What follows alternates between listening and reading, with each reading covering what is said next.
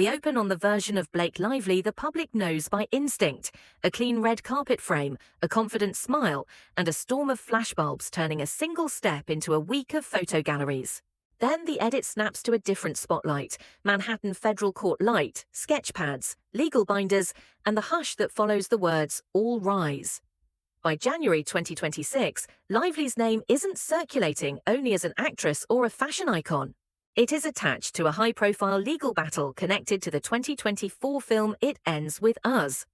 Reuters reported that on January 22, 2026, Justin Baldoni's legal team urged a federal judge to dismiss Lively's lawsuit. Lively alleges sexual harassment and retaliation connected to the film's production. Baldoni denies wrongdoing. Reuters also reported that the arguments took place before U.S. District Judge Louis Lyman and that a trial was scheduled for May 18, 2026. This is where your documentary hook lands. People think they know the Blake Lively story. They think it is a story of control, selective roles, deliberate public appearances, a polished image that feels almost immune to chaos. But a courtroom doesn't reward polish. It rewards detail, dates, messages, records, consistency. When a celebrity story moves from interviews to evidence, the audience leans in because the stakes feel different. The question stops being, "What did you hear?" and becomes, "What can a person prove?" And here's the retention engine, 2 timelines running at once. Timeline 1 is the internet timeline. It is fast, emotional, and addicted to certainty. In that timeline, every filing becomes a plot twist, every statement becomes a clapback, and every photo becomes a tell. Timeline 2 is the legal timeline. It is slow, procedural, and stubbornly boring, until it suddenly isn't. That timeline demands definitions. It demands what happened, when it happened, and what a reasonable person could prove. And in celebrity cases, there's a third force that quietly bends both timelines: publicity strategy. Statements are drafted like movie trailers, leaks become plot points, silence becomes a headline. The public starts looking for heroes and villains because that's how entertainment works. But real life doesn't follow a script, and lawsuits don't resolve on the schedule of a trending topic. That gap between the story people want and the facts that can be tested is where your channel can hold attention without losing integrity. Your channel lives in the space between those 2 timelines. You don't sell gossip, you translate a public story into a case file narrative that viewers can follow without being manipulated. So this biography starts with a promise. We will not pretend to know the outcome. We will show the path that led here and why the world was primed to watch. Because long before the courtroom, there was a pattern. Lively's rise wasn't built on constant exposure. It was built on strategic visibility, showing up at the right moments, disappearing at the right times, and letting the public fill in the gaps with admiration. That strategy worked for years. It also created a fragile myth. If you seem always in control, the world becomes obsessed with moments when control is questioned. Now, rewind. To understand why Lively became the kind of star whose name can dominate both a premiere and a docket, you have to start before Serena, before designer gowns, before power couple headlines. You have to start with a childhood lived close enough to the industry to learn its rules early, and a career built through sharp pivots rather than constant exposure. Blake Lively was born on August 25, 1987 in Los Angeles, California, often specified as Tarzana. She grew up inside an entertainment family. Her father, Ernie Lively, was an actor and acting coach, and her mother, Elaine, worked as a talent scout. Those facts don't guarantee success, but they explain familiarity. She didn't treat Hollywood like a distant castle. She treated it like a neighborhood job. She learned early that glamour is usually the final coat of paint applied after exhausting work. Even her name hints at that ecosystem. Her birth name is widely reported as Blake Ellender Brown, and she later used Lively, her family's stage name. In a family with working actors and industry connections, identity is not just personal, it's professional. Names, impressions, and reputations travel ahead of you. Her earliest credit is small but meaningful. She made her professional debut as a child in Sandman, 1998, a project directed by her father. It wasn't a launch into child star fame, it was education. It taught her that a set is not a party. It's waiting, repeating, adjusting, and doing it again until the camera is satisfied. That kind of early exposure can either burn a person out or quietly build stamina. What's striking about this period is what's missing. There is no relentless child star machine. Lively doesn't grow up as a constant headline. She grows up with room to become herself. When she finally enters wider audiences, she arrives with a quality viewers love: freshness. She doesn't look like someone who has been performing for the public since kindergarten. She looks like someone stepping into the light with enough confidence to be noticed and enough vulnerability to be believable. That balance becomes her early superpower, approachable but elevated. She can read as girl next door in one scene and unreachable icon in the next. In an industry obsessed with casting types, that flexibility is gold. It means she can graduate from teen stories to adult roles without needing to completely reinvent her face. Then her first major opportunity arrives in a genre that's perfect for a new face, a coming-of-age story where you don't need to be a symbol.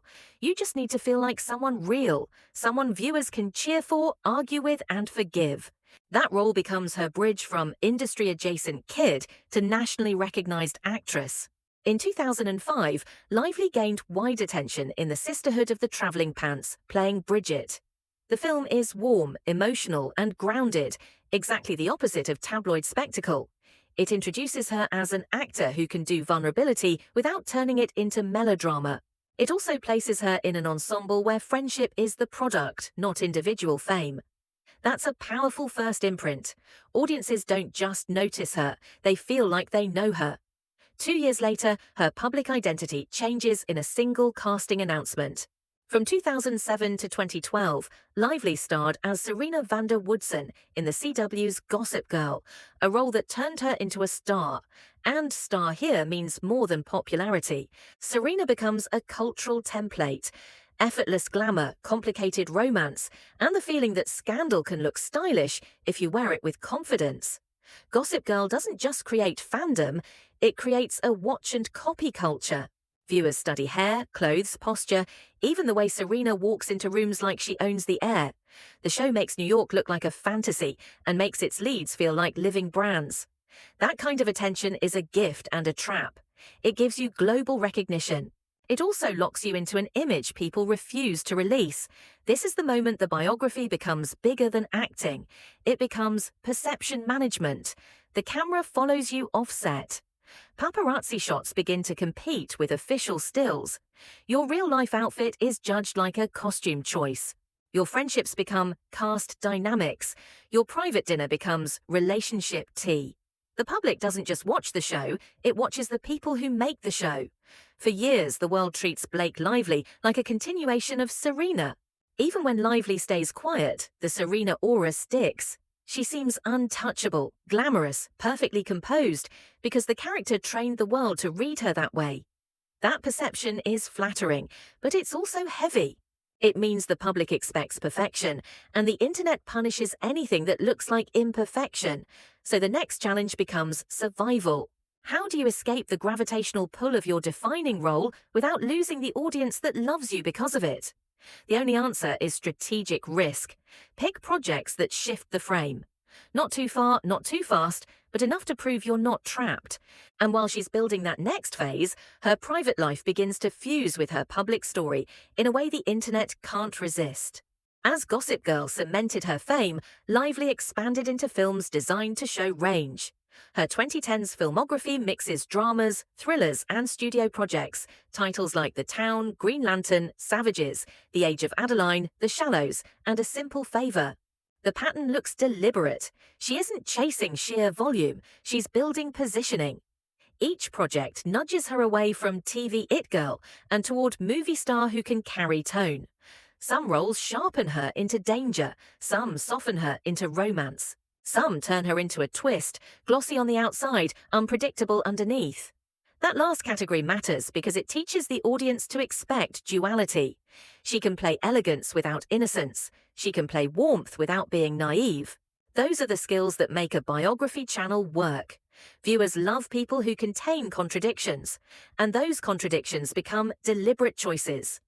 In one project, she can lean into classic Hollywood romance. In another, she can play fear, grit, or dark comedy. A survival thriller like The Shallows sells her as physically capable, not just glamorous. A mystery like A Simple Favor sells her as witty, dangerous, and unpredictable, someone who can weaponize charm. Over time, the audience stops expecting a single version of her. They expect a mask, then a second mask underneath it. That expectation is exactly what keeps viewers watching when later headlines hit.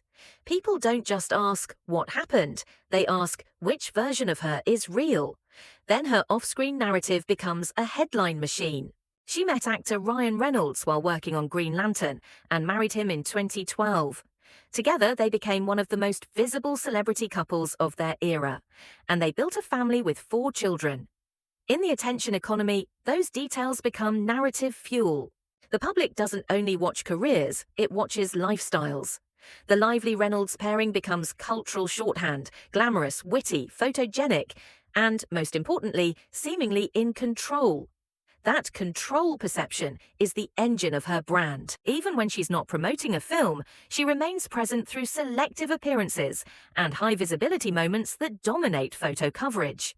The more curated a celebrity feels, the more the public assumes there is a plan behind everything. It's why silence can be interpreted as strategy. It's why a single appearance can launch a week of theories about what it means. And this is where the biography's tension quietly builds. When the public believes you are always composed, any crack becomes a story. When the public believes your image is curated, it becomes obsessed with what might be hidden. So when a film arrives with a built-in audience, heavy themes, and a massive promotional spotlight, the platform for a wider conflict already exists. That film is It Ends With Us, and it changes the genre of her public narrative, shifting from career arc to courtroom arc. It Ends With Us is a 2024 romantic drama directed by Justin Baldoni, based on Colleen Hoover's 2016 novel. Official coverage describes Lively as Lily Bloom, opposite Baldoni as Ryle Kincaid. Industry reporting also framed Lively as more than the lead actor. She was producing and starring. In other words, this wasn't a casual job. It was a project with creative and reputational weight on her shoulders. And the subject matter raised the stakes. The film deals with intimate partner violence, a theme that can't be marketed like a normal romance without backlash.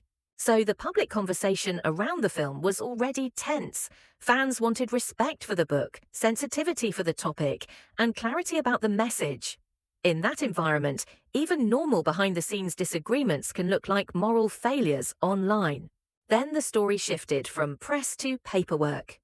On December 31, 2024, the Associated Press reported that Lively sued Baldoni, alleging harassment on set and a coordinated campaign to attack her reputation after she raised concerns.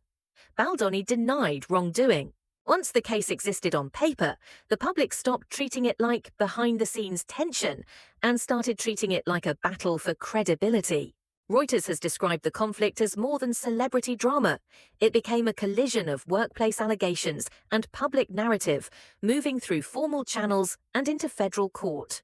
Reuters also reported that the case drew extra attention because of the involvement of high-profile figures around Lively, including her husband Ryan Reynolds and pop superstar Taylor Swift, names that turn any story into a cultural event, whether they want it or not. The legal world moves differently than the internet world. In court, the question isn't what went viral, it's what is admissible, it's what can be supported, it's what is the standard. That's why this chapter is the most important for your channel. A motion to dismiss is not a trial. It's an argument that, even if you assume the complaint's allegations are true for the sake of the motion, the law still doesn't allow the case to continue in its current form. That's why hearings like the one Reuters described matter. They reveal what the judge is skeptical of, what claims might narrow, and what issues could survive into discovery and trial. For viewers, it's also a reality check. The loudest claims online often don't match the questions a judge is actually asking. Your job is to show the stakes without inflaming the audience, careers, reputations, the power dynamics of a film set, the fear of retaliation. The reality that, today, a smear campaign can be suggested by 1,000 small online signals, not just a single headline. In a world where narratives can be manufactured, people crave a narrator who slows down and labels what is known versus what is claimed. By early 2026, Reuters reported that Baldoni asked a judge to dismiss Lively's lawsuit and that a trial was scheduled for May 18, 2026. That means the biography is still unfolding in real time. The point isn't to end this section with a verdict, it's to end it with a turning point. This is the moment where Lively's public story stops being fully hers to control. A responsible biography ends without pretending to know the future.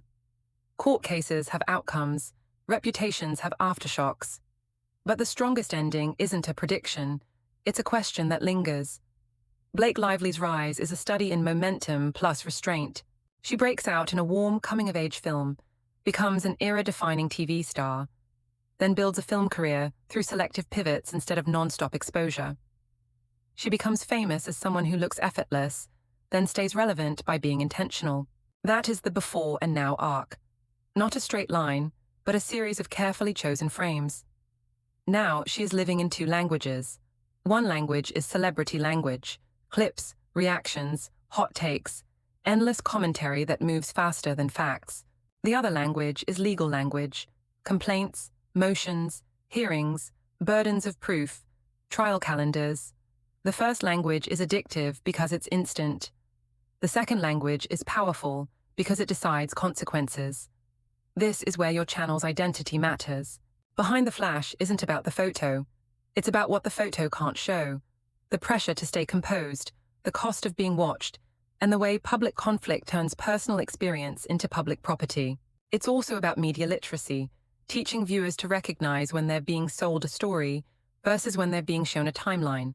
So you close on an image, not an opinion. You remind your audience that it's possible to be interested without being cruel, to follow a story without turning people into trophies. You invite them to watch the process, not worship the rumor.